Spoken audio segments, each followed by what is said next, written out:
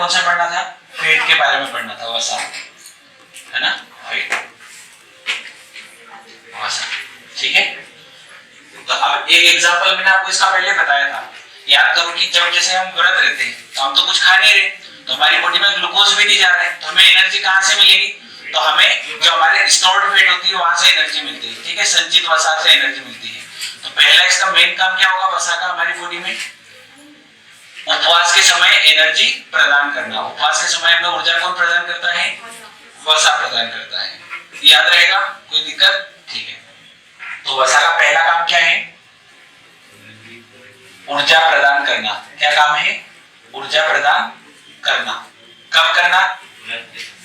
व्रत के समय, ठीक है, व्रत के, ये ऐसा व्रत है, ठीक है, व्रत के समय, ठीक है। It gives us energy in fasting condition, ये इंग्लिश में बोला जाएगा, it gives us energy in fasting condition. याद रहेगा? ठीक है। अब देखो, ऊर्जा तो सभी दे रहे, जो कार्बोहाइड्रेट होगा वो भी हमें क्या देगा? ऊर्जा देगा। जो प्रोटीन खाएंगे उससे भी क्या मिलेगी? एनर्जी मिलेगी। और जो फैट खाएंगे उससे भी क्या होगी? एनर्जी मिलेगी। पर इनके एनर्जी का अलग अलग कंट्रीब्यूशन होता है। जैसे मान लो आप कार्बोहाइड्रेट खा रहे हो, क्या खा रहे हो? कार्बोहाइड्रेट। तो अगर आप मान लो 1 ग्राम कार्बोहाइड्रेट खाते हो, कितना खाते हो? 1 ग्राम कार्बोहाइड्रेट खाते हो, तो इससे आपको लगभग 4 किलो कैलोरी ऊर्जा मिलती है। कितनी मिलती है? 4 किलो कैलोरी। पर वहीं अगर आप 1 ग्राम प्रोटीन खा रहे हो, क्या खा रहे हो? 1 ग्राम प्रोटीन, इससे आपको लगभग 4.5 के आसपास मिलेगी। कितनी मिलेगी? 4.5। और अगर इसकी जगह 1 ग्राम फैट आपने खाया, 1 ग्राम फैट आपने खाया, तो इससे इन दोनों को जोड़ लो, उससे भी ज्यादा एनर्जी मिलेगी, मतलब लगभग 9 किलो कैलोरी एनर्जी मिलेगी। कितनी मिलेगी? तो जो हमें सबसे ज्यादा एनर्जी देता है, ठीक है, सबसे ज्यादा किलो कैलोरी एनर्जी किससे मिलती है? फैट से मिलती है। याद रहेगा तीनों में? अगर कार्बोहाइड्रेट, फैट और प्रोटीन को कंपेयर करें तो सबसे ज्यादा कैलोरी हमें प्रदान करने वाला कौन सा होगा? कौन सा पोषक तत्व है? याद रहेगा? ठीक है। ये क्वेश्चन भी बनता है कि निम्न में से कौन सा हमें सबसे ज्यादा कैलोरी ऊर्जा प्रदान करता है? तो उत्तर क्या होगा? फैट आंसर होगा। याद रहेगा? पर हम ज्यादा खाते हैं कार्बोहाइड्रेट, इसका कारण क्या है? तो होता क्या है कि जो भी हम खाना खाएंगे, ठीक है, तो हम 60 से 70% जो हमें एनर्जी देता है वो कौन देता है? कार्बोहाइड्रेट देता है। कौन देता है? कार्बोहाइड्रेट। और जो एनर्जी ज्यादा मिलती है तो वो फैट से मिलती है। पर जो हम फैट खाएंगे उससे तुरंत एनर्जी हमें नहीं मिलेगी, ठीक है। तो इनमें क्या होता है कि जो भी आप खाते हो, ठीक है, तो सबसे पहले जो एनर्जी देने का काम करेगा वो कौन करेगा? कार्बोहाइड्रेट। इन केस आपने कार्बोहाइड्रेट नहीं लिया तो फिर आपको एनर्जी मिलेगी प्रोटीन से। किससे मिलेगी? और फिर अगर प्रोटीन से भी आपने नहीं लिया तो फिर आपको एनर्जी कौन देगा? फैट देगा। तो फैट सबसे लास्ट में एनर्जी देता है। आ रही बात समझ में? जैसे मान लो कि हम पैसे मांगते हैं तो 3 तरह के, पहले तो किससे मांगते हैं? किसी दोस्त से मांगेंगे जो बिल्कुल साथ में रहता है, उसने नहीं दिए फिर पापा के पास जाएंगे, पापा ने भी नहीं दिए फिर कहीं नामा करके हम पैसे लाएंगे। आ रही बात समझ? तो ये सिस्टम होता है। तो सबसे पहले एनर्जी हमारी बॉडी में कौन देता है? कौन देता है? कार्बोहाइड्रेट देता है। अगर कार्बोहाइड्रेट हमने लिए ही नहीं, आपने खाना ही नहीं खाया, तो कार्बोहाइड्रेट गया क्या? बॉडी में नहीं गया, तो फिर इस कंडीशन में कौन एनर्जी देगा? प्रोटीन देगा। अगर प्रोटीन भी नहीं देगा तो फिर कौन देगा? फैट एनर्जी देगा। इसलिए हम सबसे ज्यादा क्या खाते हैं? कार्बोहाइड्रेट खाते हैं। याद रहेगा? कार्बोहाइड्रेट में भी सबसे ज्यादा कौन सा कार्बोहाइड्रेट खाते हैं? ग्लूकोज, सेल्यूलोज हम खाते हैं। सेल्यूलोज हमारी बॉडी में बचता ही नहीं है, ये भी लिखा है। स्टार्च खाते हैं। हम क्या खाते हैं? स्टार्च सबसे ज्यादा खाते हैं, ठीक है। स्टार्च एक तरह से ग्लूकोज ही है, ठीक है, पर ज्यादा ग्लूकोज को जोड़ने पे स्टार्च बन जाता है। हाँ, ग्लूकोज ही हो रहा है, पर एग्जाम में ग्लूकोज नहीं दिया जाता है, एग्जाम में स्टार्च ऑप्शन में दिया जाता है। याद रहेगा? ठीक है। अब और क्या काम होता है फैट का हमारी बॉडी में? तो एक तरह से हमारी बॉडी में कुचालक का काम करता है। किसका काम करता है? कुचालक का काम करता है। अब एक कुचालक क्या होते हैं? इंग्लिश में बोलते हैं इंसुलेटर। इंग्लिश में क्या बोलते हैं? इंसुलेटर। अब ये इंसुलेटर क्या होते हैं? तो कुचालक मतलब जो विद्युत, हाँ, जैसे लकड़ी है तो कुचालक है, उससे आपको करंट नहीं लगेगा, ठीक है। तो अब ये बॉडी में कुचालक का काम कैसे करेगा? तो जो भी हमारी स्किन होती है, स्किन के जस्ट नीचे कौन सा हिस्सा होगा? तो स्किन के जस्ट नीचे वसा होगा, फैट होगा। तो वो फैट क्या काम करता है, न तो बॉडी के बाहर टेम्परेचर को आने देता है, न बाहरी टेम्परेचर को बॉडी में जाने देता है। आ रही बात समझ में? तो ये एक तरह से क्या हो गई, ये लेयर हो गई हमारे बीच में, ठीक है, बॉडी टेम्परेचर को बाहर नहीं आने देता है। आ रही है बात समझ में? तो ये हमारी बॉडी में कैसा काम करता है, कुचालक की तरह। कुचालक किसके लिए, इसका पेट कम होता है उसको ठंड ज्यादा लगेगी क्या? वो नहीं होता है, फेट कम से मतलब नहीं होता है, फेट कम, फेट स्टोर कहाँ होता है, फेट कोई हर जगह स्टोर होता है हमारी बॉडी में। आ रही बात समझ में? अब जो एक्स्ट्रा फेट होती है किसी की बॉडी में, अगर क्या होगा, एक्स्ट्रा फेट होगा तो आपके लीवर में जाके स्टोर होगी। कहाँ स्टोर होगी, लीवर में। बाकी नॉर्मल लेयर तो सबके ऊपर रहेगी, ठीक है, तो वो लेयर तो रहेगी ही रहेगी। हाँ, ये हो सकता है कि लेयर पतली हो मोटी हो, वो फर्क हो सकता है, ठीक है ना। बाकी कुचालक का काम ये करेगा आपकी बॉडी में। क्लियर है बात, कोई डाउट यहाँ तक? ठीक है। अब कुचालक की तरह किसका मतलब, यह हमारे शरीर के ताप को नियंत्रित करता है, यह हमारे शरीर के ताप को नियंत्रित करता है। अरे याद रहेगा, क्लियर है, क्लियर है। ये कैसे नियंत्रित कर रहा है, क्योंकि ये बॉडी के अंदर के टेम्परेचर को बाहर नहीं आने देता है, ठीक है। अब क्या होता है कि जो भी हम विटामिन वगैरह खाते हैं, ठीक है, तो कुछ विटामिन ऐसे होते हैं जो केवल और केवल फेट में घुलते हैं। किसमें घुलते हैं, केवल और केवल वसा में घुलते हैं, तो उन्हें वसीय विटामिन कहा जाता है। आ रही बात समझ में? कुछ विटामिन ऐसे होते हैं जो केवल किसमें घुलनशील होते हैं, फेट के अंदर घुलनशील होते हैं। कौन सी फेट के अंदर, कोलेस्ट्रॉल के अंदर। किसके अंदर होते हैं, कोलेस्ट्रॉल के अंदर। कोलेस्ट्रॉल एक प्रकार का फेट है, ठीक है। तो अब ये पूछा जाता है क्वेश्चन कि कौन कौन से विटामिन है जो वसा में घुलनशील होते हैं, तो उनका नाम हमें याद रखना है। बताओ तुम्हें याद हो तो, कौन कौन से ऐसे विटामिन है जो वसा में घुलनशील होते हैं, ठीक है। चलो, वसा में घुलनशील विटामिन,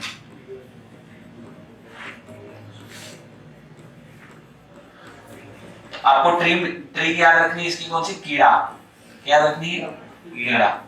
ये 4 विटामिन ऐसे हैं जो केवल और केवल किसमें घुलते हैं, पेट के अंदर घुलते हैं।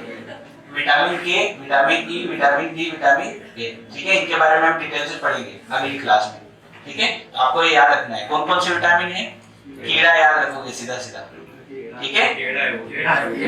अरे हाँ, एक ही बात है, या फिर अडेक, एक ही बात है।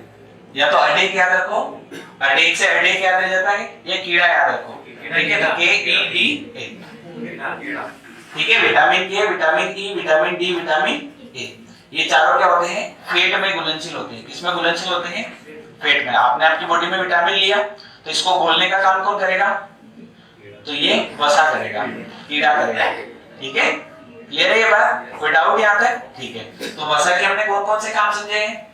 वसा का पहला काम क्या है, हमारी बॉडी को ऊर्जा प्रदान करना। किस कंडीशन में, व्रत वाली कंडीशन में। दूसरा काम क्या है कि अगर आपको पूछा जाएगा कि सबसे ज्यादा ऊर्जा प्रदान करने वाला कौन सा पोषक तत्व है, तो कौन सा होगा, फेट होगा, ठीक है। पर ये सबसे ज्यादा ऊर्जा तो देता है, पर ये सबसे आखिरी में देता है, ठीक है। सबसे प्राथमिकता में वो ऊर्जा मिलती है, वो कहां से मिलती है, कार्बोहाइड्रेट से मिलती है। फिर अगला ये हमारी बॉडी के लिए कैसा काम करता है, कुचालक की तरह काम करता है, ठीक है। कुचालक की तरह कैसे, कि ये हमारे शरीर के ताप को बाहर नहीं प्रवेश करने देता है। याद रहेगा, कोई दिक्कत? ठीक है। फिर ये 4 वसा के नाम याद रखने हैं, विटामिन के, विटामिन ई, विटामिन डी और विटामिन ए। ये चारों किसमें घुलनशील है, ये चारों फेट में घुलनशील है, ठीक है। अब जो हमारी बॉडी में, ये बॉडी जो भी आपके फेट है, उस फेट को बोला जाता है एडिपोज टिश्यू। क्या बोला जाता है, जो लेयर होती है फेट की, उस फेट की लेयर का नाम क्या है, एडिपोज ऊतक। क्या नाम है, एडिपोज ऊतक। तो ये क्वेश्चन पे पूछा जाता है, याद रहेगा, ये लिख देता हूं मैं, याद तो नहीं रहेगा तुम्हें, ठीक है। एडिपोज ऊतक, एडिपोज टिश्यू, एडिपोज ऊतक, ठीक है। ये क्या है, एडिपोज ऊतक क्या है, फेट की लेयर है हमारी बॉडी में, ठीक है। स्किन के बाद जो जस्ट लेयर आती है वो कौन सी लेयर है, एडिपोज ऊतक की लेयर होती है पूरी बॉडी में, ठीक है। यही इसी का काम होता है बॉडी के टेम्परेचर को मेंटेन करना, बाहर नहीं आने देना, ठीक है ना। चलो अब जैसे हमने पढ़ा था कि कार्बोहाइड्रेट है, कार्बोहाइड्रेट को सबसे छोटा उसकी इकाई हमने तोड़ी थी, तो कौन सी थी? ग्लूकोज थी। तो सेम ये भी टूटता होगा, तो फैट की भी तो कोई ना कोई छोटी इकाई होगी, ठीक है, तो वो कौन सी होगी? फैट की सबसे छोटी इकाई कौन सी होगी?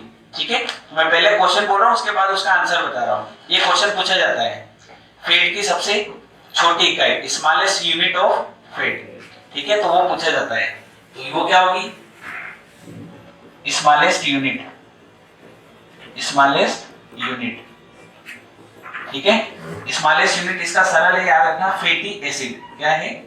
Fatty acid. वसीय अम्ल। क्या है? वसीय अम्ल। जैसे कार्बोहाइड्रेट की क्या थी? ग्लूकोज थी, वैसे फैट की क्या है? Fatty acid. अब नाम से दिख रहा है तुम्हें कि फैटी एसिड लगा हुआ है, वसीय अम्ल, ठीक है। तो जो फैट टूटता है वो किसमें टूटता है? वसीय अम्ल में टूटता है। तो अम्ल लगा है मतलब इसकी प्रकृति कैसी होगी? अम्लीय होगी, ठीक है। तो कार्बोहाइड्रेट वसा की सबसे छोटी इकाई की, या वसा कैसा है? एक तरह से अम्लीय है। कैसा गुण है इसका? अम्लीय। एक तो होता है क्षारीय और एक होता है अम्लीय। ये मैंने तुम्हें केमिस्ट्री में पढ़ाया था, ठीक है, इनकी पीएच वैल्यू वगैरह भी बताई थी। तो ये कैसा है? इसकी प्रकृति अम्लीय है। यहां तक बात समझ में आई कि नहीं आई? क्लियर है बात? ठीक है।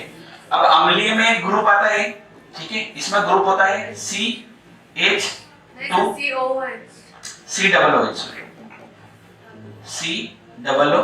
ग्रुप, ठीक है। अब इसमें भी कौन कौन से कंपाउंड हो गए? कार्बन हो गया, हाइड्रोजन हो गया और ऑक्सीजन हो गया। कौन सा हो गया? Carbon, hydrogen, oxygen. पर इसमें कौन सा ग्रुप होता है? तो COOH ग्रुप होता है। कौन सा होता है? COOH।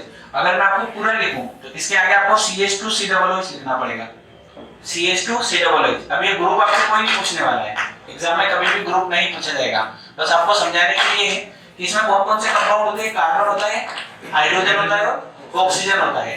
उसमें भी क्या थे? कार्बन, हाइड्रोजन और ऑक्सीजन, बस वो अलग तरह से जुड़े हुए थे, ठीक है। C6H12O6, तो उनके जोड़ने का तरीका अलग था और इनमें जोड़ने का तरीका अलग होगा, इसलिए स्ट्रक्चर चेंज हो जाएगा, ठीक है। तो यहां तक समझ में आया कि नहीं आया? क्या क्या समझाया मैंने आपको? फैट के बारे में क्या क्या याद रखना है पहले पॉइंट से? व्रत के समय में क्या करता है? ऊर्जा देता है। तो ऊर्जा देने का काम किसका है? एक तरह से फैट का है। सबसे ज्यादा ऊर्जा कौन प्रदान करता है? तो वो भी कौन करता है? फैट करता है, ठीक है। ठीक है, ये हमारी बॉडी में कैसा काम करता है? कुचालक की तरह काम करता है। कैसा काम करता है? कुचालक की तरह, ठीक है। बॉडी टेम्परेचर को बाहर नहीं निकलने देता है। और इसकी जो लेयर होती है उस लेयर का क्या बोला जाता है? एडिपोज टिश्यू, एडिपोज टिश्यू, याद रहेगा, ठीक है। मतलब ये इस फॉर्म में हमारी बॉडी में रहता है। आ रही बात समझ? अब जैसे हम समझते हैं कि फैट कहाँ स्टोर होता है, तो पेट में स्टोर होता है, पर वो पेट में नहीं होता है, वो कहाँ स्टोर होता है? पूरी बॉडी में स्टोर होता है। और अगर इसके बाद भी अगर बचता है तो फिर कहाँ स्टोर होता है? कहाँ स्टोर होता है? लीवर में स्टोर होता है। आ रही बात समझ? पर वो उसमें सूजन की वजह से हमें दिखता है कि भाई पेट में स्टोर है, ठीक है। क्लियर है यहाँ तक की बात? तो ये हमारी बॉडी में कौन से फॉर्म में प्रेजेंट होता है? एडिपोज टिश्यू, एडिपोज ऊतक के रूप में। और दूसरा सबसे छोटी इकाई इसकी कौन है? फैटी एसिड है, वसीय अम्ल। इसकी सबसे छोटी इकाई है हमारी बॉडी में। यहाँ तक बात समझ में आ गई? ठीक है। अब ये समझो कि ये जो फैट है ये भी दो तरह की होती है, ठीक है। जैसे हमने कार्बोहाइड्रेट के टाइप पढ़े थे, मोनोसैकेराइड, ओलिगोसैकेराइड और पॉलीसैकेराइड, वैसे ये भी दो तरह का बटा हुआ होता है, ठीक है। तो दो तरह का कौन कौन सा होता है? एक तो होता है संतृप्त वसा। कौन सा वसा होता है? संतृप्त वसा। और एक होता है असंतृप्त वसा। कौन सा होता है? असंतृप्त वसा, ठीक है। इंग्लिश में बोलते हैं इसको सैचुरेटेड फैट बोलते हैं। क्या बोलते हैं? Saturated fat. और इसको क्या बोलते हैं? Unsaturated fat, unsaturated fat. अब ये क्या होता है? संतृप्त क्या होता है और असंतृप्त क्या होता है?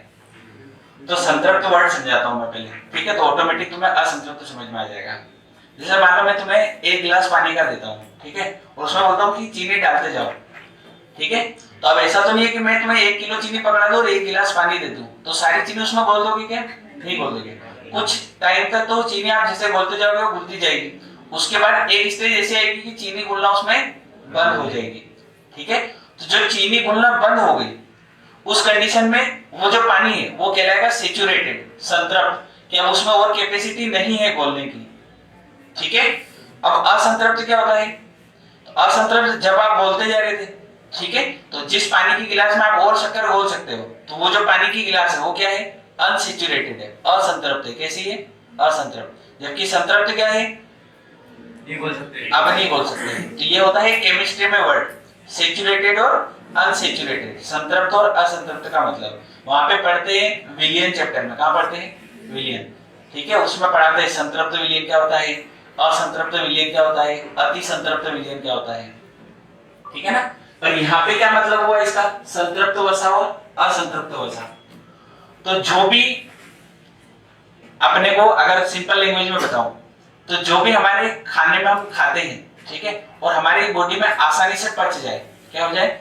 हमने फैट लिया और वो अगर हमारी बॉडी में आसानी से डाइजेस्ट हो जाएगा तो उसको तो हम बोलेंगे असंतृप्त। पर अगर आसानी से ना पचेगा तो उसको हम बोलेंगे सैचुरेटेड। अगर मैं बोलूंगा कि संतृप्त वसा कैसा होता है, तो ऐसा वसा जो हमारी बॉडी में कठिनाई से पचे, हार्ड टू डाइजेस्ट, ठीक है, कठिनाई से पचे, कठिनाई से पचे, ऐसे वसा को हम क्या बोलेंगे?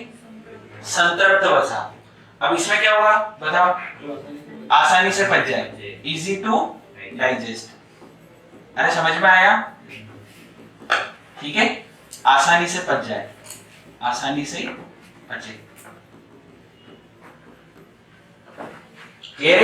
संतृप्त वसा में और असंतृप्त वसा में, ठीक है। तो क्वेश्चन ये अगर पूछा जाएगा तो आप बता सकते हो आराम से कि ऐसे वसा जो हमारी बॉडी में कठिनाई से पाचन होता है या जिनका पाचन कठिनाई से होता है, उन ऐसे वसा को क्या कहा जाएगा? संतृप्त वसा। और जो आसानी से पच जाएंगे उनको क्या कहा जाएगा? असंतृप्त वसा। क्या कहा जाएगा? असंतृप्त वसा, ठीक है। चलो अच्छा, आप ये बताओ कि हमारी बॉडी के लिए कौन से अच्छे होंगे? जो आसानी से पच जाए वो अच्छे होंगे कि जो कठिनाई से पचेंगे वो अच्छे होंगे? जो आसानी से पच जाएंगे। तो इसलिए ये वाला जो फैट होता है इसको बेड फैट कहा जाता है। क्या कहा जाता है? बेड फैट, क्योंकि हमारे लिए अच्छे नहीं होते हैं। जबकि ये वाली जो फैट है ये हमारे लिए कैसी होगी? गुड फैट होगी। कैसी फैट होगी? गुड फैट होगी। यहाँ तक समझ में आया? लिखना है यहाँ तक? लिख लिया सब? ठीक है, दो बातें क्लियर हो गई। कौन कौन सी? संतृप्त वसा कैसा होता है? आसानी से नहीं पचता है, जबकि असंतृप्त वसा आसानी से पच जाता है। ये कैसा होगा? बेड फैट कहलाएगा। कैसा कहलाएगा? Bed fat. और ये कैसा कहलाएगा? गुड फैट, क्योंकि हमारी बॉडी के लिए अच्छा है। अब कैसे होगी बताओ? हम जो घी खाते हैं वो बेड फैट में आएगा कि गुड फैट में आएगा? जो हम घी खाते हैं, घी भी खाते हो? प्योर घी खाते हो? शुद्ध देसी घी? गाय भैंस होनी चाहिए घर में, उसके लिए क्या होना चाहिए? गाय भैंस, ठीक है। दूध का बिजनेस कभी फ्लॉप नहीं होता है। अगर नौकरी नहीं लगे ना तो यही काम करना है, 4 भैंसे लानी है, ठीक है, वही चराना है, ठीक है। नौकरी से भी ज्यादा मिलेगा, सही बात बता रहा हूँ। चलो, तो अब आप ये बताओ कौन से बता दो सबको। हाँ, अब मैं ये बोल रहा हूँ कि प्योर घी किस में आएगा बताओ? प्योर घी किस में आएगा? संतृप्त में आएगा कि असंतृप्त में आएगा? संतृप्त में आएगा। क्या? गुड फैट है सर, बेड फैट है, वेट है पक्का। अब हम पहचान कैसे करते हैं कौन सा गुड है और कौन सा बेड है? उसके लिए सबसे बढ़िया आसान तरीका है कि ऐसे प्रोडक्ट जो हमें एनिमल से मिले। किससे मिले? एनिमल से, ठीक है। एनिमल प्रोडक्ट, तो जितने भी एनिमल प्रोडक्ट होंगे वो सारे के सारे किस में जाएंगे? बेड फैट में जाएंगे, ठीक है। हाँ, दूध भी। ये कौन से में काउंट हो गए? बेड फैट में काउंट हो गए, याद रहेगा, ठीक है। और गुड फैट में कौन से होंगे? पेड़ पौधों वाले। तो जितने भी प्लांट प्रोडक्ट होते हैं, कौन से प्रोडक्ट? प्लांट प्रोडक्ट होते हैं, वो किस में आएंगे? किस में आएंगे? गुड फैट में आएंगे, ठीक है। अब आप ये बताओ कि हमारी बॉडी में जो भी कोलेस्ट्रॉल वगैरह होता है, ठीक है, वो क्या होता है? एक होता है गुड कोलेस्ट्रॉल भी होता है और एक होता है बैड कोलेस्ट्रॉल। दो तरह का कोलेस्ट्रॉल भी होता है। कैसा कैसा आता है? गुड कोलेस्ट्रॉल और बैड कोलेस्ट्रॉल। इनमें क्या फर्क होता होगा? संतृप्त और असंतृप्त समझ में आया कि नहीं आया? अभी इनमें कुछ और भी बातें पढ़ानी है, ठीक है, अपवाद लिखाने हैं, तो अपवाद अभी मैं लिखाता हूँ। पहले ये बताओ कि गुड कोलेस्ट्रॉल और बैड कोलेस्ट्रॉल क्या होता है? कोलेस्ट्रॉल वर्ड सुना तुमने? कोलेस्ट्रॉल एक प्रकार का क्या है? फैट है। क्या है? एक प्रकार का फैट है। अगर मैं आपसे ये पूछूं कि एक होता है गुड कोलेस्ट्रॉल और एक होता है बैड कोलेस्ट्रॉल, तो दोनों में फर्क क्या होता है? अच्छा होता है, बुरा होता है, वो तो मुझे भी पता है, और उनमें फर्क क्या होता है? एक को गुड बोला गया है, एक को बैड बोला गया है। सर जो पेड़ पौधों से मिलता है मतलब एक तरह से एक तो हमने डिवाइडेशन कैसा कर दिया? संतृप्त और असंतृप्त। और एक और डिवाइडेशन मैं आपको बता रहा हूँ कि वसा को दो तरह से डिवाइड किया गया है, एक तो सैचुरेटेड और एक अनसैचुरेटेड में। और एक और डिवाइडेशन होता है एलडीएल और एचडीएल में। किस किस में होता है? एलडीएल और एचडीएल, ये दो डिवाइडेशन और होता है, ठीक है। मीनिंग समझाता हूँ, इसका फुल फॉर्म लिखो क्या? एलडीएल का होता है लो डेंसिटी लिपोप्रोटीन। क्या होता है? Low density lipoprotein. सेम इसका बता ही सकते हो, इसका क्या होता है? High density lipoprotein. अरे लिपो मतलब होता है लिपिड, ठीक है। फैट का अगर आप शॉर्टकट भी बोलोगे तो फैट को आप लिपिड बोल सकते हो। क्या बोल सकते हो? लिपिड बोल सकते हो, ठीक है ना।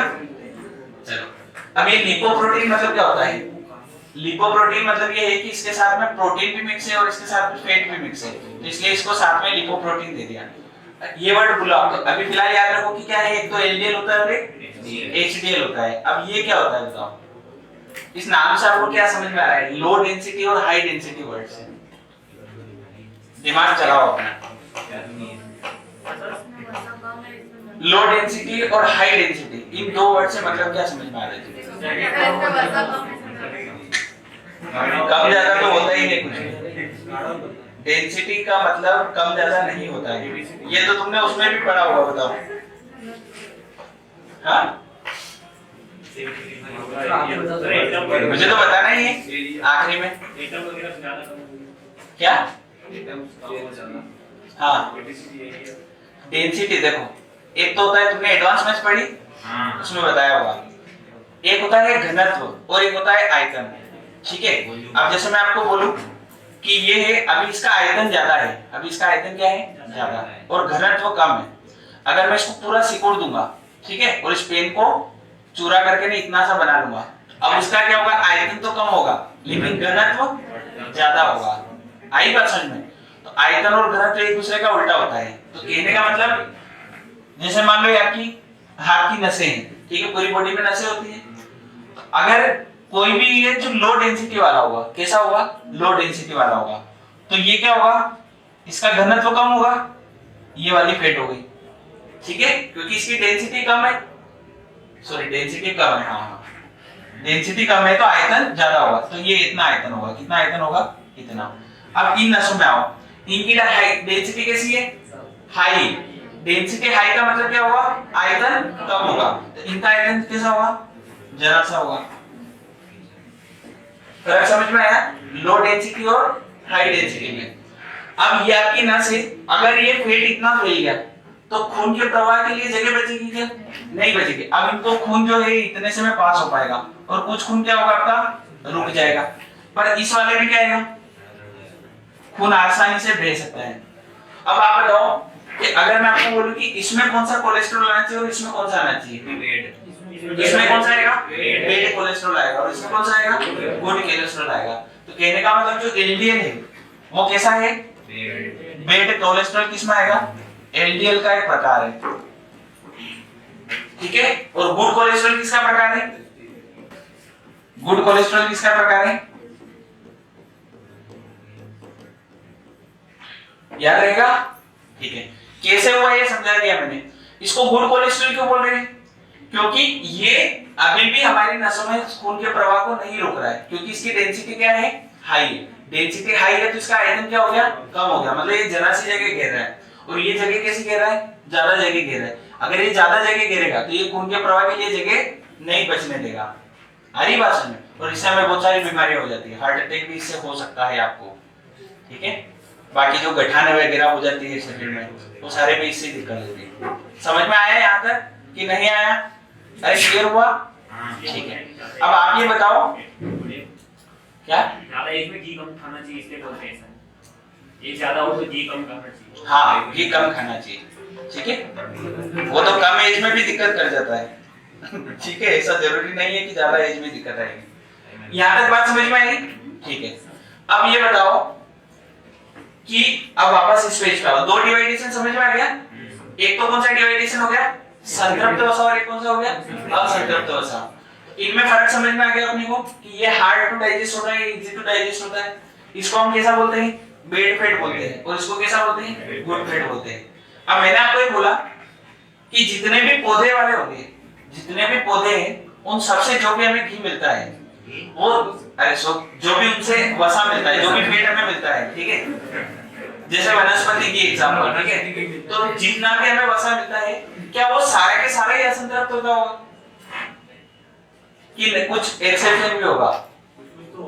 जैसे आपने सुना होगा कि मछली का ऑयल खाने से क्या होता है, पतले होते हैं, ठीक है। हाँ, ओमेगा 3 ओमेगा 6 उसका नाम है, वैरायटी का नाम है, ठीक है। जैसे कोलेस्ट्रॉल, एक वसा को नाम दे दिया कि इस वसा को नाम क्या दे दिया, कोलेस्ट्रॉल। जैसे एडिपोज उत्तक हो गया, तो एडिपोज उत्तक भी क्या है, एक वसा है, तो नामकरण कर रखा है इनका, बाकी और कुछ विशेष नहीं है। तो जो मछलियां होती है उनसे हमें कौन सा ओमेगा 3 ओमेगा 6 हमें ऑयल मिलता है। तो अब वो ऑयल क्या करता है, वो खाने को पचाता है, वो क्या करता है, खाने को, मतलब वो जल्दी पच जाता है। तो वो तो एक तरह से कैसा हो गया, एनिमल प्रोडक्ट है ना। भाई मछली से अगर आपको कोई ऑयल मिल रहा है तो वो कैसा है, एनिमल प्रोडक्ट है। तो वो तो किस में आना चाहिए, संतृप्त में आना चाहिए, और वो आता है किस में, असंतृप्त में। तो एक तरह से इसका क्या हो गया, अपवाद हो गया। याद रहेगा, अपवाद क्या है, फिश ऑयल। कौन सा ऑयल, फिश ऑयल। और इस फिश ऑयल का नाम क्या है, ओमेगा 3 ओमेगा 6, ओमेगा 3 ओमेगा 6 इसका नाम है, ठीक है। तो जितने भी एनिमल से हमें प्रोडक्ट मिलते हैं वो सारे किस में आते हैं, सैचुरेटेड में आते हैं, पर एक अपवाद है। कौन सा अपवाद है, फिश ऑयल, ठीक है, याद रहेगा। तो फिश ऑयल किस में आएगा, असंतृप्त में आएगा। अब ऐसे कैसे इधर आओ, तो ऐसा जरूरी है कि जितने भी एनिमल वाले हैं केवल वही संतृप्त में रहेंगे, कि कुछ प्लांट वाले भी होंगे जो उधर जा सकते हैं, संतृप्त वाले? बताओ, जा सकते हैं ना? तो कौन से हो सकते हैं, इनका भी हमें नाम याद रखना है। तो इधर भी एक्सेप्शन है, कितने एक्सेप्शन है, 2 एक्सेप्शन है, अपवाद, ठीक है। एक तो कोकोनट ऑयल, कौन सा ऑयल, कोकोनट ऑयल, और दूसरा पाम ऑयल। कौन सा ऑयल, जो भी ठेले वगैरह वाले यूज करते हैं, हिंदी में बोलते हैं जाड़ का तेल, जाड़ का तेल। ठेले वगैरह लगाते हैं ना, वो ज्यादातर जाड़ का तेल उपयोग में लाते हैं, ठीक है। फोटो बताऊं क्या पाम ट्री का, बताओ, चलो पहले ये लिख लो। तो ये उपवाद याद रखना। अब यहाँ से क्वेश्चन सुनो, उपवाद सॉरी अपवाद।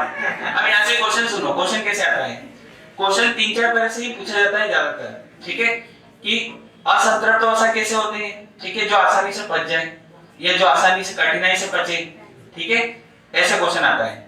दूसरा कि जितने भी एनिमल प्रोडक्ट देते हैं वो किस तरह का वसा देते हैं, संतृप्त, और जितने भी प्लांट देते हैं वो कैसा देते हैं, असंतृप्त। फिश ऑयल उदाहरण है संतृप्त वसा का, असंतृप्त वसा का, असंतृप्त वसा का। कोकोनट ऑयल उदाहरण है सैचुरेटेड संतृप्त वसा का। आ रही बात समझ में? पाम ऑयल जाड़ का तेल उदाहरण है किसका है, संतृप्त वसा का है। ये क्वेश्चन बनते हैं, याद रह जाएंगे, ठीक है। अब अगर कुछ एक्स्ट्रा अपन पॉइंट लिखे तो इनके केमिकल फॉर्मूला से लिख सकते हैं, ठीक है।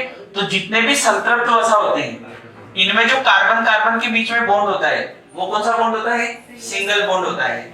जबकि जितने भी असंतृप्त वसा होते हैं इनमें कैसा बॉन्ड हो सकता है, या तो डबल या ट्रिपल बॉन्ड हो सकता है। कैसा बॉन्ड हो सकता है, डबल या ट्रिपल बॉन्ड, ठीक है। तो यदि कार्बन और कार्बन के बीच में एक बॉन्ड है तो वो कौन सा वसा कहलाएगा, संतृप्त वसा।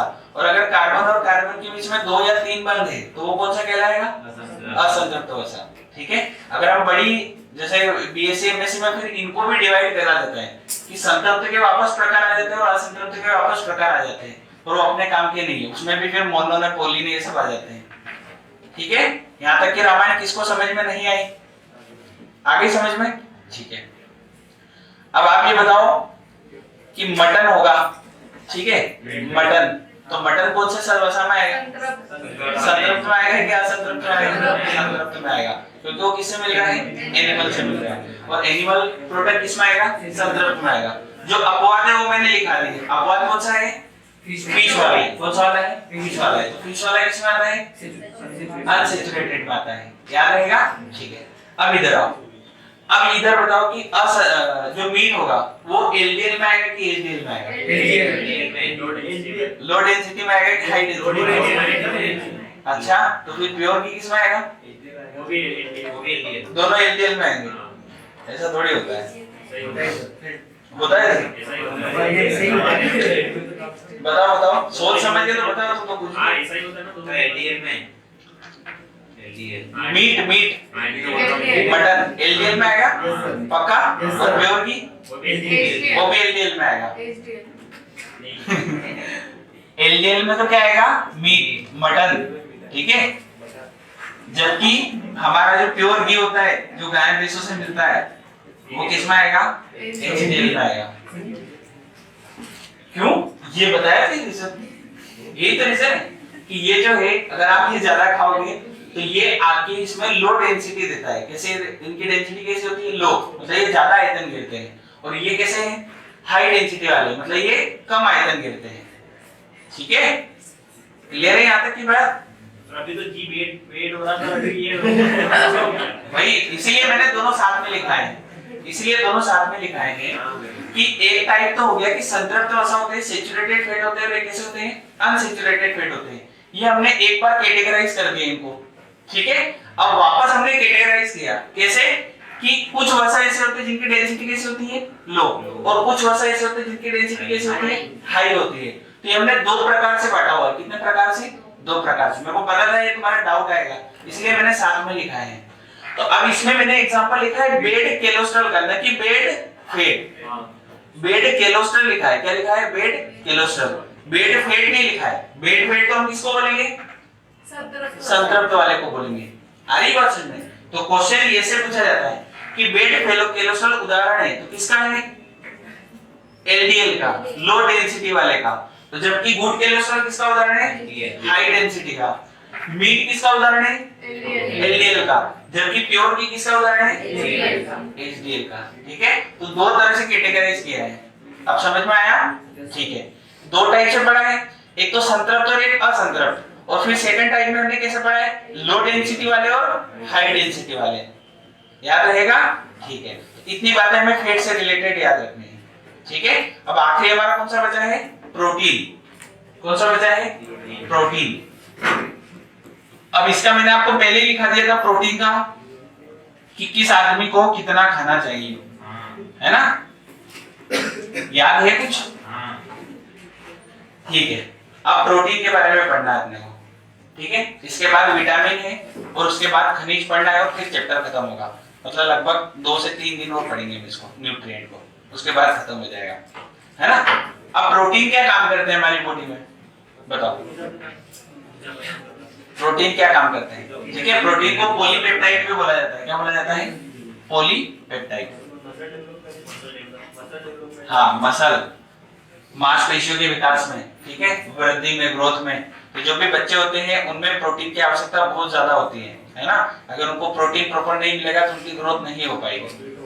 ठीक है, जैसे हमने पीयूष ग्रंथि में भी पढ़ा था। ठीक है, पीयूष ग्रंथि में भी एक दो प्रोटीन के नाम मैंने बताया था आपको। तो वो सारे प्रोटीन हमारे किस में जरूरी होते हैं? मस्तिष्क के विकास में, ठीक है, मांसपेशियों के विकास में। आ रही बात समझ में? इन सब में किसका जरूरी होता है?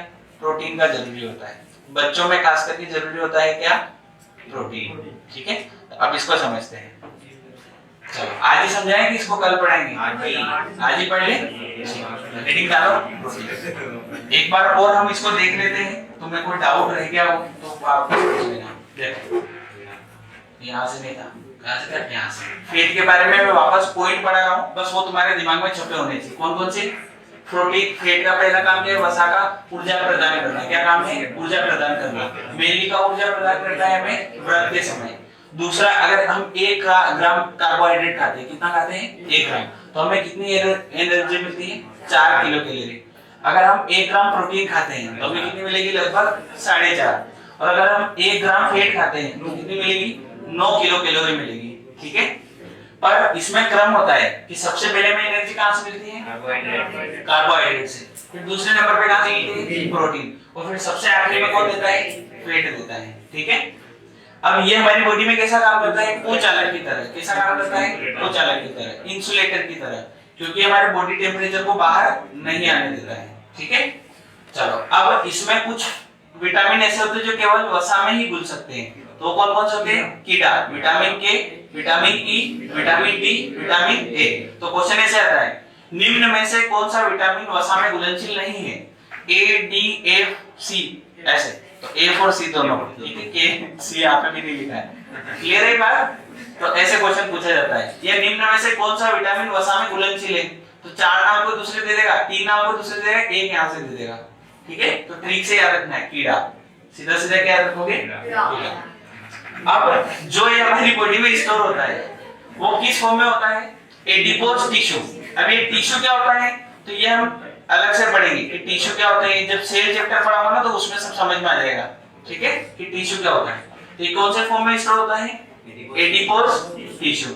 अगर आपसे पूछा जाएगा कि एडिपोज टिश्यू संबंधित है तो किस वर्ड से संबंधित है, किससे संबंधित है, फैट से संबंधित है। चलो, इसकी सबसे स्मॉलेस्ट यूनिट कौन सी है, फैटी एसिड, वसी अम्ल। ठीक है, और इसमें कौन कौन से कंपाउंड होते हैं, कार्बन, हाइड्रोजन और ऑक्सीजन। सेम जो कि इसमें है कार्बोहाइड्रेट में है। ठीक है, बाकी इसमें संरचना अलग आती है। चलो, अब इसको कितने पार्ट में हमने बांटा, एक तो होता है संतृप्त वसा और एक होता है असंतृप्त वसा। तो संतृप्त वसा यानी कि सैचुरेटेड फैट। तो जितने भी सैचुरेटेड फैट होते हैं उसमें कार्बन कार्बन में कितने बंध होते हैं, सिंगल बॉन्ड होते हैं। जबकि इधर कार्बन में कौन से बॉन्ड होंगे, डबल या ट्रिपल बॉन्ड होंगे। समझ में आया? ठीक है, अब दूसरा, जितने भी संतृप्त वसा होंगे वो उनका पाचन कठिनाई से होता है। ठीक है, वो आसानी से नहीं पचते हैं। जबकि जो भी असंतृप्त वसा होते हैं वो हमारी बॉडी में आसानी से पच जाते हैं, easy to digest and hard to digest. समझ में आया? ठीक है, इसके बाद इनको, इसीलिए इनको क्या बोलते हैं हम, बेड फैट, क्योंकि कठिनाई से पच रहे हैं इसलिए बेड फैट बोला गया है।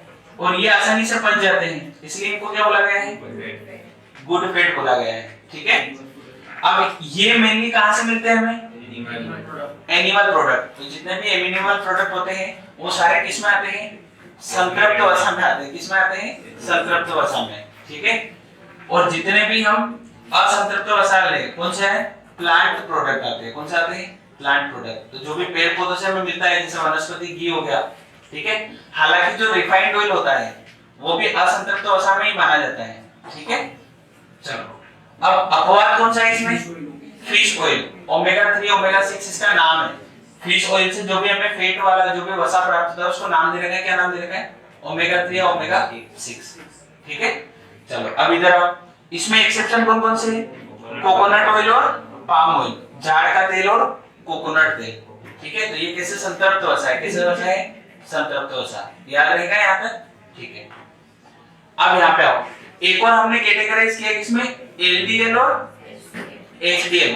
तो कभी आपको वर्ड दिखाई दे कि गुड कोलेस्ट्रॉल, तो गुड कोलेस्ट्रॉल किसमें आएगा, गुड कोलेस्ट्रॉल किसमें आएगा, और बैड कोलेस्ट्रॉल किसमें आएगा, एलडीएल में आएगा। और अगर पूछा जाए कि कोलेस्ट्रॉल किसका उदाहरण है, तो कोलेस्ट्रॉल किसका उदाहरण होगा, कौन से वाली फैट का, बैड फैट का उदाहरण है। ठीक है, ये तो किसका उदाहरण है, बैड फैट का। लेकिन बैड फैट में भी गुड कोलेस्ट्रॉल एक पॉइंट है जिसको कैटेगराइज किसमें किया हमने, एलडीएल और एचडीएल में। एलडीएल क्यों बोलते हैं, क्योंकि इसकी डेंसिटी कैसी होती है, कम।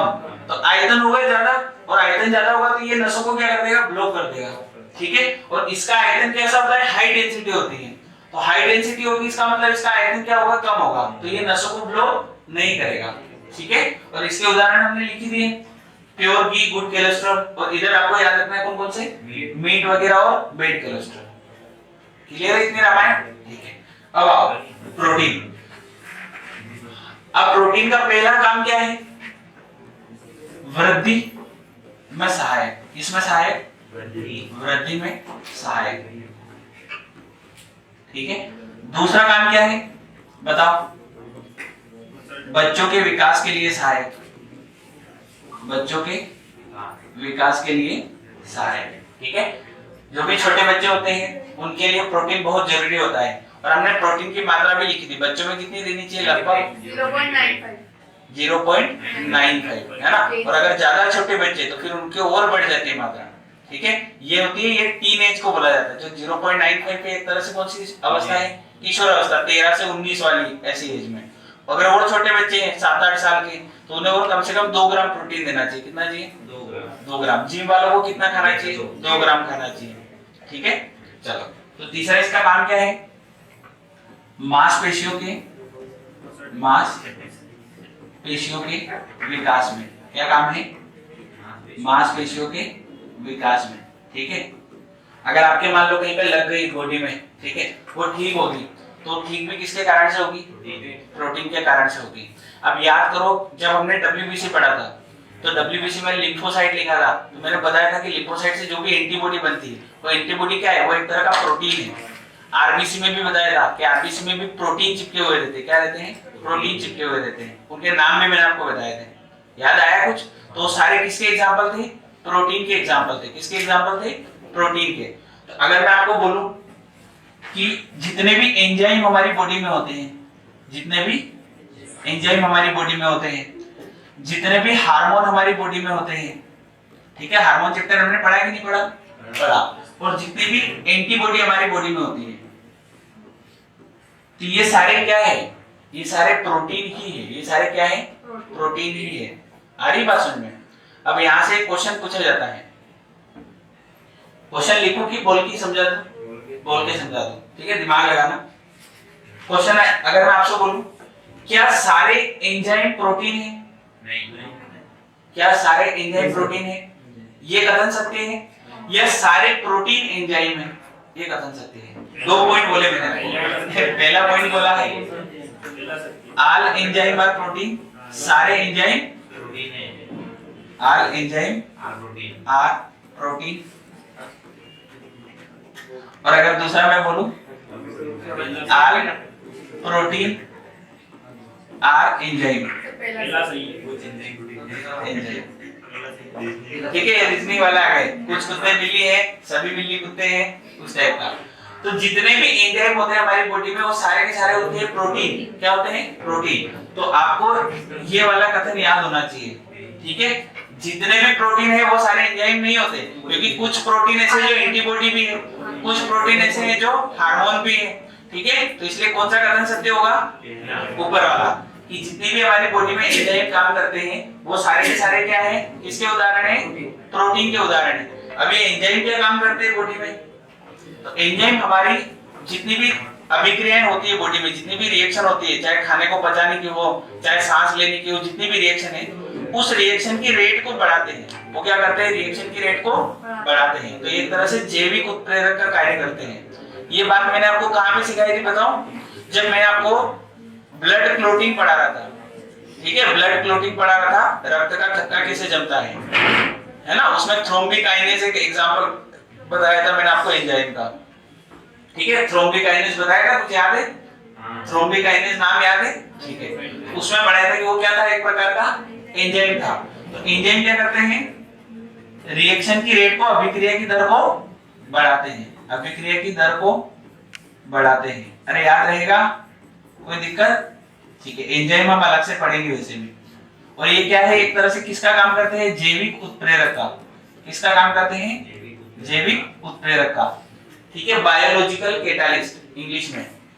अब हार्मोन, अब अगर मैं आपसे पूछूं कि बॉडी में जितने भी हार्मोन हैं सारे के सारे प्रोटीन है क्या? ये सारे प्रोटीन हार्मोन है? बताओ। ये दोनों पॉइंट गलत है, ठीक है। कुछ प्रोटीन, कुछ हार्मोन ऐसे जो प्रोटीन है, केवल सारे हार्मोन प्रोटीन नहीं है। तो ये पॉइंट याद रखना है। बॉडी में कुछ हार्मोन ऐसे हैं जो, जिनको हम क्या बोल सकते हैं कि हमारी बॉडी में क्या है? प्रोटीन है। पर अगर आपसे बोला जाए कि क्या सारे हार्मोन प्रोटीन है, तो नहीं। ऐसे क्वेश्चन आते हैं कूट में ठीक है, कूट कूट समझते हो, कूट में क्वेश्चन आना, कूट में क्या करें, निम्नलिखित में से सत्य कथन को पहचानिए और उसमें 4 पॉइंट लिखे होते हैं। अब हमें चारों याद है ना, तो हम उस क्वेश्चन को सही कर पाएंगे। अगर आपको 3 याद है, 1 याद नहीं है, तो भी क्वेश्चन गलत होगा। ठीक है, एक तो फिजिक्स और एक बायो। गुड कोलेस्ट्रॉल किसका प्रकार है, याद रहेगा? ठीक है, कैसे हुआ ये समझा दिया मैंने। इसको गुड कोलेस्ट्रॉल क्यों बोल रहे हैं, क्योंकि ये अभी भी हमारी नसों में खून के प्रवाह को नहीं रोक रहा है, क्योंकि इसकी डेंसिटी क्या है, हाई है। डेंसिटी हाई है तो इसका आयतन क्या हो गया, कम हो गया। मतलब ये जरा सी जगह घेर रहा है और ये जगह कैसी घेर रहा है, ज्यादा जगह घेर रहा है। अगर ये ज्यादा जगह घेरेगा तो ये खून के प्रवाह के लिए जगह नहीं बचने देगा। हरी भाषा में, और इससे हमें बहुत सारी बीमारियां हो जाती है। हार्ट अटैक भी इससे हो सकता है आपको। ठीक है, बाकी जो गठाने वगैरह हो जाती है शरीर में, वो सारे भी इससे दिक्कत होती है। समझ में आया यहाँ तक कि नहीं आया? अरे क्लियर हुआ? ठीक है, अब आप ये बताओ क्या ज्यादा एज में घी कम खाना चाहिए इसलिए बोलते हैं सर, ये ज्यादा हो तो घी कम खाना चाहिए। हाँ, घी कम खाना चाहिए। ठीक है, वो तो कम एज में भी दिक्कत कर जाता है। ठीक है, ऐसा जरूरी नहीं है कि ज्यादा एज में दिक्कत आएगी। यहाँ तक बात समझ में आई? ठीक है, अब ये बताओ कि अब वापस इस पेज पे आओ। 2 डिवाइडेशन समझ में आ गया? एक तो कौन सा डिवाइडेशन हो गया, संतृप्त वसा, और एक कौन सा हो गया, असंतृप्त वसा। इनमें फर्क समझ में आ गया अपने को कि ये हार्ड टू डाइजेस्ट होता है, इजी टू डाइजेस्ट होता है। इसको हम कैसा बोलते हैं, बेड फैट बोलते हैं, और इसको कैसा बोलते हैं, गुड फैट बोलते हैं। अब मैंने आपको ये बोला कि जितने भी पौधे वाले होंगे, जितने भी पौधे हैं, उन सबसे जो भी हमें घी मिलता है, वो जो भी उनसे वसा मिलता है, जो भी फैट हमें मिलता है, ठीक है, जैसे वनस्पति की एग्जांपल, ठीक है, तो जितना भी हमें वसा मिलता है, क्या वो सारे के सारे ही असंतृप्त होता होगा कि कुछ एक्सेप्शन भी होगा? जैसे आपने सुना होगा कि मछली का ऑयल खाने से क्या होता है, पतले होते हैं। ठीक है, हाँ, ओमेगा 3 ओमेगा 6 उसका नाम है, वेराइटी का नाम है। ठीक है, जैसे कोलेस्ट्रॉल, एक वसा को नाम दे दिया कि इस वसा को नाम क्या दे दिया, कोलेस्ट्रॉल। जैसे एडिपोज उत्तक हो गया, तो एडिपोज उत्तक भी क्या है, एक वसा है, तो नामकरण कर रखा है इनका, बाकी और कुछ विशेष नहीं है। तो जो मछलियां होती है उनसे हमें कौन सा ओमेगा 3 ओमेगा 6 हमें ऑयल मिलता है। तो अब वो ऑयल क्या करता है, वो खाने को पचाता है। वो क्या करता है, खाने को, मतलब वो जल्दी पच जाता है। तो वो तो एक तरह से कैसा हो गया, एनिमल प्रोडक्ट है ना। भाई मछली से अगर आपको कोई ऑयल मिल रहा है तो वो कैसा है, एनिमल प्रोडक्ट है। तो वो तो किस में आना चाहिए, संतृप्त में आना चाहिए, और वो आता है किस में, असंतृप्त में। तो एक तरह से इसका क्या हो गया, अपवाद हो गया। याद रहेगा, अपवाद क्या है, फिश ऑयल। कौन सा ऑयल, फिश ऑयल। और इस फिश ऑयल का नाम क्या है, ओमेगा 3 ओमेगा 6, ओमेगा 3 ओमेगा 6, ये इसका नाम है। ठीक है, तो जितने भी एनिमल से हमें प्रोडक्ट मिलते हैं वो सारे किस में आते हैं, सैचुरेटेड में आते हैं। पर एक अपवाद है, कौन सा अपवाद है, फिश ऑयल। ठीक है, याद रहेगा। तो फिश ऑयल किस में आएगा, असंतृप्त में आएगा। अब ऐसे कैसे इधर आओ, तो ऐसा जरूरी है कि जितने भी एनिमल वाले केवल वही संतृप्त में रहेंगे कि कुछ प्लांट वाले भी होंगे जो उधर जा सकते हैं, संतृप्त वाले? बताओ, जा सकते हैं ना? तो कौन से हो सकते हैं, इनका भी हमें नाम याद रखना है। तो इधर भी एक्सेप्शन है, कितने एक्सेप्शन है, 2 एक्सेप्शन है, अपवाद। ठीक है, एक तो कोकोनट ऑयल, कौन सा ऑयल, कोकोनट ऑयल, और दूसरा पाम ऑयल। कौन सा ऑयल, जो भी ठेले वगैरह वाले यूज करते हैं, हिंदी में बोलते हैं जाड़ का तेल, जाड़ का तेल। ठेले वगैरह लगाते हैं ना, वो ज्यादातर जाड़ का तेल उपयोग में लाते हैं। ठीक है, फोटो बताओ क्या पाम ट्री का, बताओ, चल पहले ये लिख लो। तो ये उपवाद याद रखना। अब यहाँ से क्वेश्चन सुनो, उपवाद सॉरी अपवाद। अब यहाँ से क्वेश्चन सुनो, क्वेश्चन कैसे आता है, क्वेश्चन 3-4 तरह से ही पूछा जाता है ज्यादातर। ठीक है, कि असंतृप्त वसा कैसे होते हैं, ठीक है, जो आसानी से पच जाए या जो आसानी से कठिनाई से पचे। ठीक है, ऐसे क्वेश्चन आता है। दूसरा कि जितने भी एनिमल प्रोडक्ट देते हैं वो किस तरह का वसा देते हैं, संतृप्त, और जितने भी प्लांट देते हैं वो कैसा देते हैं, असंतृप्त। फिश ऑयल उदाहरण है संतृप्त वसा का, असंतृप्त वसा का, असंतृप्त वसा का। कोकोनट ऑयल उदाहरण है सैचुरेटेड, संतृप्त वसा का। आ रही बात समझ में? पाम ऑयल, जाड़ का तेल उदाहरण है, किसका है, संतृप्त वसा का है। ये क्वेश्चन बनते हैं, याद रह जाएंगे। ठीक है, अब अगर कुछ एक्स्ट्रा अपन पॉइंट लिखे तो इनके केमिकल फॉर्मूला से लिख सकते हैं। ठीक है। तो जितने भी संतृप्त वसा होते हैं इनमें जो कार्बन कार्बन के बीच में बॉन्ड होता है वो कौन सा बॉन्ड होता है? सिंगल बॉन्ड होता है। जबकि जितने भी असंतृप्त वसा होते हैं इनमें कैसा बॉन्ड हो सकता है? या तो डबल या ट्रिपल बॉन्ड हो सकता है। कैसा बॉन्ड हो सकता है? डबल या ट्रिपल बॉन्ड। ठीक है। तो यदि कार्बन और कार्बन के बीच में एक बॉन्ड है तो वो कौन सा वसा कहलाएगा? संतृप्त वसा। और अगर कार्बन और कार्बन के बीच में 2 या 3 बॉन्ड है तो वो कौन सा कहलाएगा? असंतृप्त वसा। ठीक है। अगर हम बड़ी जैसे बीएससी एमएससी में फिर इनको भी डिवाइड करा जाता है कि संतृप्त के वापस प्रकार आ जाते हैं और असंतृप्त के वापस प्रकार आ जाते हैं और वो अपने काम के नहीं है। उसमें भी फिर मोनो ने पोली ने ये सब आ जाते हैं। ठीक है। यहाँ तक कि रामायण किसको समझ में नहीं आई? आगे समझ में? ठीक है। अब आप ये बताओ कि मटन होगा, ठीक है, मटन, तो मटन कौन से सर्वसा में आएगा? संतृप्त में आएगा कि असंतृप्त में आएगा? संतृप्त में आएगा, क्योंकि वो किससे मिल रहा है? एनिमल से मिल रहा है। और एनिमल प्रोडक्ट किसमें आएगा? संतृप्त में आएगा। जो अपवाद है वो मैंने लिखा दिया। अपवाद कौन सा है?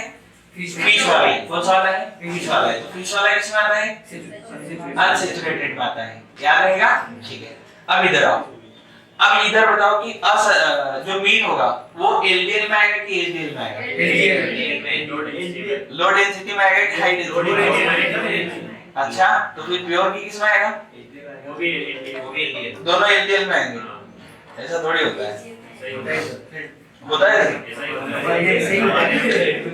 बताओ सोच समझ के तो बताओ। तो कुछ ऐसा ही होता है ना, दोनों एलडीएल में। मीट मटन एलडीएल में आएगा पक्का। और प्योर की वो भी एलडीएल में आएगा। एलडीएल में तो क्या आएगा? Meat mutton. ठीक है। जबकि हमारा जो प्योर घी होता है जो गाय भैंसों से मिलता है वो किस में आएगा? एचडीएल में आएगा। क्यों? ये बताया था रीजन। यही तो रीजन है कि ये जो है अगर आप ये ज्यादा खाओगे तो ये आपकी इसमें लो डेंसिटी देता है। कैसे? इनकी डेंसिटी कैसे होती है? लो, मतलब ये ज्यादा आयतन गिरते हैं। और ये कैसे हैं? हाई डेंसिटी वाले, मतलब ये कम आयतन गिरते हैं। ठीक है। क्लियर है यहाँ तक की बात? अभी तो जी वेट हो रहा था, अभी ये भाई इसीलिए मैंने दोनों साथ में लिखा है। इसलिए दोनों साथ में लिखाए हैं कि एक टाइप तो हो गया कि संतृप्त वसा होते हैं, सैचुरेटेड फैट होते हैं, और कैसे होते हैं? अनसैचुरेटेड फैट होते हैं। ये हमने एक बार कैटेगराइज कर दिया इनको। ठीक है। अब वापस हमने कैटेगराइज किया। कैसे? कि कुछ वसा ऐसे होते हैं जिनकी डेंसिटी कैसी होती है? लो। और कुछ वसा ऐसे होते हैं जिनकी डेंसिटी कैसी होती है? हाई होती है। तो ये हमने दो प्रकार से बांटा हुआ है। कितने प्रकार से? दो प्रकार से। मेरे को पता था ये तुम्हारा डाउट आएगा, इसलिए मैंने साथ में लिखा है।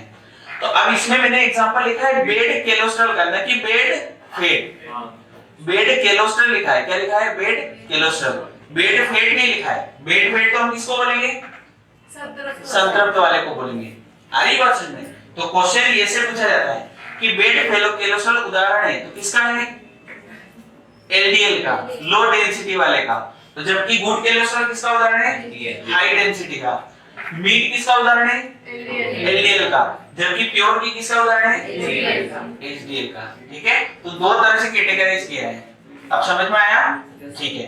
दो टाइप से पढ़ा है, एक तो संतृप्त और एक असंतृप्त। और फिर सेकंड टाइप में हमने कैसे पढ़ा है? लो डेंसिटी वाले और हाई डेंसिटी वाले। याद रहेगा? ठीक है। इतनी बातें हमें फैट से रिलेटेड याद रखनी है। ठीक है। अब आखिरी हमारा कौन सा बचा है? प्रोटीन। कौन सा बचा है? प्रोटीन। अब इसका मैंने आपको पहले लिखा दिया था प्रोटीन का कि किस आदमी को कितना खाना चाहिए, है ना? याद है कुछ? ठीक है। अब प्रोटीन के बारे में पढ़ना है अपने को। ठीक है। इसके बाद विटामिन है और उसके बाद खनिज पढ़ना है और फिर चैप्टर खत्म होगा। मतलब लगभग 2 से 3 दिन और पढ़ेंगे इसको, न्यूट्रिएंट को, उसके बाद खत्म हो जाएगा, है ना? अब प्रोटीन क्या काम करते हैं हमारी बॉडी में? बताओ प्रोटीन क्या काम करते हैं? ठीक है। प्रोटीन को पॉलीपेप्टाइड भी बोला जाता है। क्या बोला जाता है? पॉलीपेप्टाइड। हाँ, मसल, मांसपेशियों के विकास में, ठीक है, वृद्धि में, ग्रोथ में। तो जो भी बच्चे होते हैं उनमें प्रोटीन की आवश्यकता बहुत ज्यादा होती है ना? अगर उनको प्रोटीन प्रॉपर नहीं मिलेगा तो उनकी ग्रोथ नहीं हो पाएगी। ठीक है। जैसे हमने पीयूष ग्रंथि में भी पढ़ा था। ठीक है। पीयूष ग्रंथि में भी एक दो प्रोटीन के नाम मैंने बताया था आपको। तो वो सारे प्रोटीन हमारे किस में जरूरी होते हैं? मस्तिष्क के विकास में, ठीक है, मांसपेशियों के विकास में। आ रही बात समझ में? इन सब में किसका जरूरी होता है? प्रोटीन का जरूरी होता है। बच्चों में खास करके जरूरी होता है क्या? प्रोटीन। ठीक है, तो अब इसको समझते हैं। चलो आज ही समझाएं कि इसको कल पढ़ाएंगे? आज ही पढ़ ले। हेडिंग डालो प्रोटीन। एक बार और हम इसको देख लेते हैं, तुम्हें कोई डाउट रह गया हो तो आप पूछ लेना। देखो यहाँ से नहीं था, कहाँ से था? यहाँ से। फेट के बारे में मैं वापस पॉइंट पढ़ा रहा हूँ, बस वो तुम्हारे दिमाग में छपे होने चाहिए। कौन कौन से? प्रोटीन। फेट का पहला काम क्या है? वसा का ऊर्जा प्रदान करना। क्या काम है? ऊर्जा प्रदान करना। मेनली का ऊर्जा प्रदान करता है हमें व्रत के समय। दूसरा, अगर हम 1 ग्राम कार्बोहाइड्रेट खाते हैं, कितना खाते हैं? 1 ग्राम, तो हमें कितनी एनर्जी मिलती है? 4 किलो कैलोरी। अगर हम 1 ग्राम प्रोटीन खाते हैं तो हमें कितनी मिलेगी? लगभग 4.5। और अगर हम 1 ग्राम फेट खाते हैं तो कितनी मिलेगी? 9 किलो कैलोरी मिलेगी। ठीक है, पर इसमें क्रम होता है कि सबसे पहले में एनर्जी कहां से मिलती है? कार्बोहाइड्रेट से। फिर दूसरे नंबर पे कहां से मिलती है? प्रोटीन। और फिर सबसे आखिरी में कौन देता है? फेट देता है। ठीक है, अब ये हमारी बॉडी में कैसा काम करता है? कोचालक की तरह। कैसा काम करता है? कोचालक की तरह, इंसुलेटर की तरह, क्योंकि हमारे बॉडी टेम्परेचर को बाहर नहीं आने देता है। ठीक है, चलो अब इसमें कुछ विटामिन ऐसे होते हैं जो केवल वसा में ही घुल सकते हैं। तो कौन कौन से होते हैं? कीड़ा, विटामिन के, vitamin E, vitamin D, vitamin A. तो क्वेश्चन ऐसे आता है, निम्न में से कौन सा विटामिन वसा में घुलनशील नहीं है? ए, डी, एफ, सी, ऐसे। तो ए और सी दोनों, ठीक है, के सी यहाँ पे भी नहीं लिखा है। क्लियर है बात? तो ऐसे क्वेश्चन पूछा जाता है, ये निम्न में से कौन सा विटामिन वसा में घुलनशील है? तो 4 नाम को दूसरे दे देगा, 3 नाम को दूसरे दे देगा, एक यहाँ से दे देगा। ठीक है, तो ट्रिक से याद रखना है, कीड़ा। सीधा सीधा क्या याद रखोगे? कीड़ा। अब जो ये हमारी बॉडी में स्टोर होता है वो किस फॉर्म में होता है? Adipose tissue. अब ये टिश्यू क्या होता है तो ये हम अलग से पढ़ेंगे कि टिश्यू क्या होता है। जब सेल चैप्टर पढ़ा होगा ना तो उसमें सब समझ में आ जाएगा। ठीक है, कि टिश्यू क्या होता है। तो ये कौन से फॉर्म में स्टोर होता है? Adipose tissue. अगर आपसे पूछा जाएगा कि एडिपोज टिश्यू संबंधित है तो किस वर्ड से संबंधित है? किससे संबंधित है? फेट से संबंधित है। चलो, इसकी सबसे स्मॉलेस्ट यूनिट कौन सी है? फैटी एसिड, वसीय अम्ल। ठीक है, और इसमें कौन कौन से कंपाउंड होते हैं? कार्बन, हाइड्रोजन और ऑक्सीजन। सेम जो कि किसमें है? कार्बोहाइड्रेट में है। ठीक है, बाकी इसमें संरचना अलग आती है। चलो, अब इसको कितने पार्ट में हमने बांटा? एक तो होता है संतृप्त वसा और एक होता है असंतृप्त वसा। तो संतृप्त वसा यानी कि सैचुरेटेड फैट। तो जितने भी सैचुरेटेड फैट होते हैं उसमें कार्बन कार्बन में कितने बंध होते हैं? सिंगल बॉन्ड होते हैं। जबकि इधर कार्बन में कौन से बॉन्ड होंगे? डबल या ट्रिपल बॉन्ड होंगे। समझ में आया? ठीक है, अब दूसरा, जितने भी संतृप्त वसा होंगे वो उनका पाचन कठिनाई से होता है। ठीक है, वो आसानी से नहीं पचते हैं। जबकि जो भी असंतृप्त वसा होते हैं वो हमारी बॉडी में आसानी से पच जाते हैं। Easy to digest and hard to digest. समझ में आया? ठीक है, इसके बाद इनको, इसीलिए इनको क्या बोलते हैं हम? बेड फैट, क्योंकि कठिनाई से पच रहे हैं इसलिए बेड फैट बोला गया है। और ये आसानी से पच जाते हैं इसलिए इनको क्या बोला गया है? गुड फैट बोला गया है। ठीक है, अब ये मेनली कहां से मिलते हैं हमें? Animal product. तो जितने भी एनिमल प्रोडक्ट होते हैं वो सारे किस में आते हैं?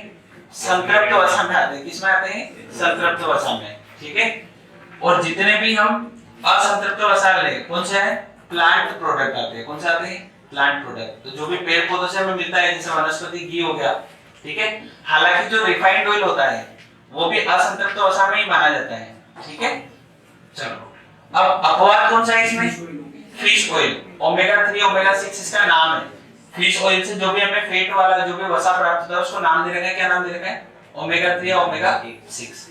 ठीक है, चलो अब इधर आओ।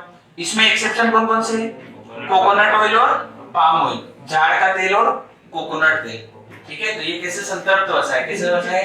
संतृप्त वसा। याद रहेगा यहाँ तक? ठीक है, अब यहाँ पे आओ। एक और हमने कैटेगराइज किया किसमें? एलडीएल और एचडीएल। तो कभी आपको वर्ड दिखाई दे कि गुड कोलेस्ट्रॉल, तो गुड कोलेस्ट्रॉल किसमें आएगा? गुड कोलेस्ट्रॉल किसमें आएगा? और बैड कोलेस्ट्रॉल किसमें आएगा? एलडीएल में आएगा। और अगर पूछा जाए कि कोलेस्ट्रॉल किसका उदाहरण है तो कोलेस्ट्रॉल किसका उदाहरण होगा? कौन से वाली फैट का? बैड फैट का उदाहरण है। ठीक है, ये तो किसका उदाहरण है? बैड फैट का। लेकिन बैड फैट में भी गुड कोलेस्ट्रॉल एक पॉइंट है जिसको कैटेगराइज किसमें किया हमने? एलडीएल और एचडीएल में। एलडीएल क्यों बोलते हैं? क्योंकि इसकी डेंसिटी कैसी होती है, कम, तो आयतन होगा ज्यादा, और आयतन ज्यादा होगा तो ये नसों को क्या कर देगा, ब्लॉक कर देगा, ठीक है। और इसका आयतन कैसा होता है, हाई डेंसिटी होती है, तो हाई डेंसिटी होगी इसका मतलब इसका आयतन क्या होगा, कम होगा, तो ये नसों को ब्लॉक नहीं करेगा, ठीक है। और इसके उदाहरण हमने लिख दिए, प्योर घी, गुड कोलेस्ट्रॉल, और इधर आपको याद रखना है कौन कौन से, मीट वगैरह और बैड कोलेस्ट्रॉल। क्लियर है इतनी रामायण, ठीक है। अब आओ प्रोटीन। अब प्रोटीन का पहला काम क्या है, वृद्धि में सहायक, किसमें सहायक, वृद्धि में सहायक, ठीक है। दूसरा काम क्या है बताओ, बच्चों के विकास के लिए सहायक, बच्चों के विकास के लिए सहायक, ठीक है। जो भी छोटे बच्चे होते हैं उनके लिए प्रोटीन बहुत जरूरी होता है, और हमने प्रोटीन की मात्रा भी लिखी थी, बच्चों में कितनी देनी चाहिए, लगभग 0.95, है ना। और अगर ज्यादा छोटे बच्चे तो फिर उनके और बढ़ जाती है मात्रा, ठीक है। ये होती है, ये टीन एज को बोला जाता है, जो 0.95 पे एक तरह से कौन सी अवस्था है, किशोर अवस्था, 13 से 19 वाली ऐसी एज में। अगर और छोटे बच्चे हैं 7-8 साल के, तो उन्हें और कम से कम 2 ग्राम प्रोटीन देना चाहिए, कितना चाहिए, 2 ग्राम। जिम वालों को कितना खाना चाहिए, 2 ग्राम खाना चाहिए, ठीक है। चलो, तो तीसरा इसका काम क्या है, मांसपेशियों के विकास में, क्या काम है, मांसपेशियों के विकास में, ठीक है। अगर आपके मान लो कहीं पे लग गई बॉडी में, ठीक है, वो ठीक होगी, तो ठीक भी किसके कारण से होगी, प्रोटीन के कारण से होगी। अब याद करो जब हमने डब्ल्यूबीसी पढ़ा था, तो डब्ल्यूबीसी में लिम्फोसाइट लिखा था, तो मैंने बताया था कि लिम्फोसाइट से जो भी एंटीबॉडी बनती है, वो एंटीबॉडी क्या है, वो एक तरह का प्रोटीन है। आरबीसी में भी बताया था कि आरबीसी में भी प्रोटीन चिपके हुए रहते हैं, क्या रहते हैं, प्रोटीन चिपके हुए रहते हैं, उनके नाम भी मैंने आपको बताए थे, याद आया कुछ। तो सारे किसके एग्जांपल थे, प्रोटीन के एग्जांपल थे, किसके एग्जांपल थे, प्रोटीन के। तो अगर मैं आपको बोलूं कि जितने भी एंजाइम हमारी बॉडी में होते हैं, जितने भी एंजाइम हमारी बॉडी में होते हैं, जितने भी हार्मोन हमारी बॉडी में होते हैं, ठीक है, हार्मोन चैप्टर हमने पढ़ा है कि नहीं पढ़ा, पढ़ा। और जितनी भी एंटीबॉडी हमारी बॉडी में होती है, तो ये सारे क्या है, ये सारे प्रोटीन ही है, ये सारे क्या है, प्रोटीन ही है। आ रही बात समझ में। अब यहां से एक क्वेश्चन पूछा जाता है, क्वेश्चन लिखो कि बोल के समझा दो, बोल के समझा दो, ठीक है, दिमाग लगाना। क्वेश्चन है, अगर मैं आपसे बोलूं क्या सारे एंजाइम प्रोटीन है, नहीं, क्या सारे एंजाइम प्रोटीन है, ये कथन सत्य है, या सारे प्रोटीन एंजाइम है, ये कथन सत्य है। 2 पॉइंट बोले मैंने, पहला पॉइंट बोला है ऑल एंजाइम आर प्रोटीन, सारे एंजाइम प्रोटीन है, ऑल एंजाइम आर प्रोटीन। और अगर दूसरा मैं बोलूं ऑल प्रोटीन आर एंजाइम, ठीक है, रीजनिंग वाला आ गए, कुछ कुत्ते बिल्ली है, सभी बिल्ली कुत्ते हैं, उस टाइप का। तो जितने भी एंजाइम होते हैं हमारी बॉडी में, वो सारे के सारे होते हैं प्रोटीन, क्या होते हैं, प्रोटीन। तो आपको ये वाला कथन याद होना चाहिए, ठीक है। जितने भी प्रोटीन है वो सारे एंजाइम नहीं होते, क्योंकि कुछ प्रोटीन ऐसे जो एंटीबॉडी भी है, कुछ प्रोटीन ऐसे हैं जो हार्मोन भी है, ठीक है। तो इसलिए कौन सा कथन सत्य होगा, ऊपर वाला, कि जितनी भी हमारी बॉडी में एंजाइम काम करते हैं वो सारे के सारे क्या है, किसके उदाहरण है, प्रोटीन के उदाहरण है। अब ये एंजाइम क्या काम करते हैं बॉडी में, तो एंजाइम हमारी जितनी भी अभिक्रियाएं होती है बॉडी में, जितनी भी रिएक्शन होती है, चाहे खाने को पचाने की हो, चाहे सांस लेने की हो, जितनी भी रिएक्शन है, उस रिएक्शन की रेट को बढ़ाते हैं। वो क्या करते हैं, रिएक्शन की रेट को बढ़ाते हैं। तो एक तरह से जैविक उत्प्रेरक का कार्य करते हैं। ये बात मैंने आपको कहां पे सिखाई थी बताओ, जब मैं आपको ब्लड क्लोटिंग पढ़ा रहा था, ठीक है, ब्लड क्लोटिंग पढ़ा रहा था, रक्त का थक्का कैसे जमता है ना, उसमें थ्रोम्बिकाइनेज एक एग्जांपल बताया था मैंने आपको एंजाइम का, ठीक है, थ्रोम्बिकाइनेज बताया था, कुछ याद है, थ्रोम्बिकाइनेज नाम याद है, ठीक है। उसमें पढ़ाया था कि वो क्या था, एक प्रकार का एंजाइम था। तो एंजाइम क्या करते हैं, रिएक्शन की रेट को, अभिक्रिया की दर को बढ़ाते हैं, अभिक्रिया की दर को बढ़ाते हैं। अरे याद रहेगा, कोई दिक्कत, ठीक है। एंजाइम हम अलग से पढ़ेंगे वैसे भी। और ये क्या है, एक तरह से किसका काम करते हैं, जैविक उत्प्रेरक का, किसका काम करते हैं, जैविक उत्प्रेरक का, ठीक है, बायोलॉजिकल कैटालिस्ट इंग्लिश में। अब हार्मोन, अब अगर मैं आपसे पूछूं कि बॉडी में जितने भी हार्मोन हैं सारे के सारे प्रोटीन है क्या? ये सारे प्रोटीन हार्मोन है? बताओ। ये दोनों पॉइंट गलत है, ठीक है। कुछ प्रोटीन, कुछ हार्मोन ऐसे जो प्रोटीन है केवल, सारे हार्मोन प्रोटीन नहीं है। तो ये पॉइंट याद रखना है। बॉडी में कुछ हार्मोन ऐसे हैं जो जिनको हम क्या बोल सकते हैं कि हमारी बॉडी में क्या है, प्रोटीन है। पर अगर आपसे बोला जाए कि क्या सारे हार्मोन प्रोटीन है, तो नहीं। ऐसे क्वेश्चन आते हैं कूट में, ठीक है। कूट समझते हो? कूट में क्वेश्चन आना, कूट में क्या कहता है, निम्नलिखित में से सत्य कथन को पहचानिए, और उसमें 4 पॉइंट लिखे होते हैं। अब हमें चारों याद है ना, तो हम उस क्वेश्चन को सही कर पाएंगे। अगर आपको 3 याद है, 1 याद नहीं है, तो भी क्वेश्चन गलत होगा, ठीक है। एक तो फिजिक्स और एक बायो, इन दोनों में कूट में क्वेश्चन ज्यादा आते हैं। तो कूट वाले क्वेश्चन ऐसे आते हैं, जैसे आपको बोला जाए निम्नलिखित में से प्रोटीन के संबंध में तथ्य को पहचानिए, सत्य कथन को पहचानिए। पहला पॉइंट, सभी एंजाइम प्रोटीन होते हैं।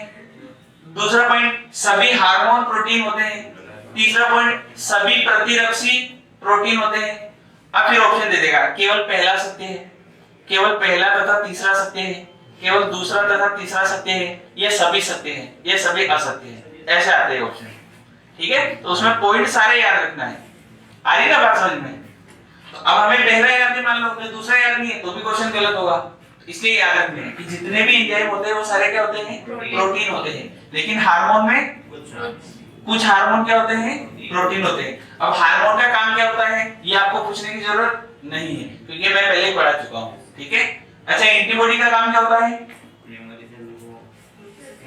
इम्यूनिटी प्रदान करना, ठीक है। कहां से बनती है एंटीबॉडी? एंटीबॉडी कहां से बनती है? लिम्फोसाइट से बनती है, ठीक है।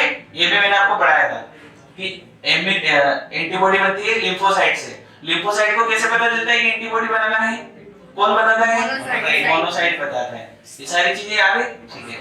तो जितने भी प्रतिरक्षी होते हैं हमारी बॉडी में, जितने भी एंटीबॉडी होती है, वो सारे भी क्या होते हैं, प्रोटीन होते हैं। तो यहाँ से 2-3 ये पॉइंट हमें याद रखने ही है। कौन कौन से? ऑल एंजाइम आर प्रोटीन, दूसरा all antibody are protein, all antibody are protein, याद रहेगा, ठीक है। पर हार्मोन के केस में क्या आएगा? सम, कुछ हार्मोन प्रोटीन होते हैं, कुछ हार्मोन प्रोटीन होते हैं। अरे तीनों पॉइंट में समझ में आया कि नहीं आया? याद रहेगा हार्मोन क्या है, एंटीबॉडी क्या है, ये सारी चीजें, ठीक है। कौन सा प्रोटीन है, अब पिछले चैप्टर आप उठा के देखना, तो उसमें आपको समझ में जल्दी आएगा, ठीक है। अब जैसे आप ब्लड चैप्टर पढ़ोगे तो उसमें नाम आएगा प्रोटीन, तो आपको क्लियर हो जाएगा, अच्छा ये प्रोटीन है, तो उसमें भी हमने पढ़ा था। तो अब ये वहां से रिलेट कर रहा है चैप्टर, कहां से? WBC वाले पार्ट से।